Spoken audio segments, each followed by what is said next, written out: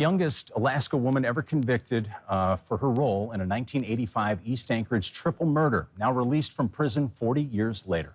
We're nearing 18 hours now since Winona Fletcher's mom tells us she picked up her daughter. This happened around midnight last night after Fletcher was paroled late yesterday. We first broke this story yesterday for you at noon. Now new at 6, our investigative reporter Johnson Cuny tells us what's next after speaking with Fletcher's attorney. Johnson. That's right, John. Winona Fletcher's attorney tells me within the last couple of hours, she's enjoyed reconnecting with friends and family. The last time Fletcher was free, she was 14 years old. Her lawyer continues to emphasize Fletcher takes full responsibility for her role in killing Tom and Ann Facio and Ann's sister, Amelia Elliott. And like the Facio family, Fletcher's attorney says now is about moving forward. The world that she left behind is so different from what she's facing now. For the first time in 40 years, Winona Fletcher's attorney, Marcy McDaniel, talked about the now 54-year-old being a free woman. She doesn't have an ID. She has never driven a car. She has never, filled out a job application because she couldn't when she was 14. A stark contrast from 1985, when a jury believed the then 14-year-old had conspired with Cordell Boyd, the man prosecutors said was her boyfriend, to murder 69-year-old Tom Facio and his 70-year-old wife, Ann, and Ann's 75-year-old sister, Amelia Elliott, after the two of them said they needed to use their phone. Winona receiving 297 years, 99 years for each victim. Words can only do so much, and they're easy to say.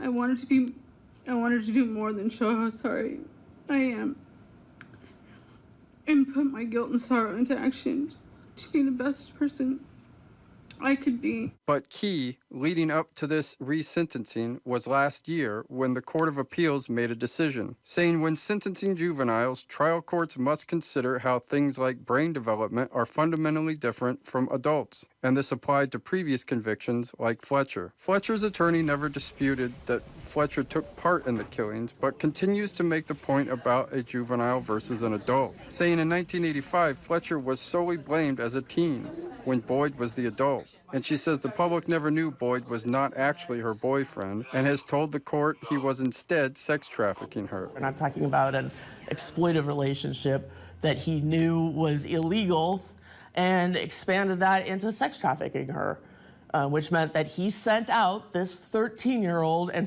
then later 14-year-old onto the streets of Anchorage to do sex work or, prostitution, and then took the money for himself to buy drugs. Monday's resentencing from 135 to 60 years to deal with any problems with her at all came after a 2-day hearing. It included Highland correctional employees describing Fletcher as honest and caring. Under state law, the 40 years she already served of her new 60-year sentence meant that she served 2/3 of her sentence. On Monday, the ruling meant she is eligible for mandatory parole. Excited.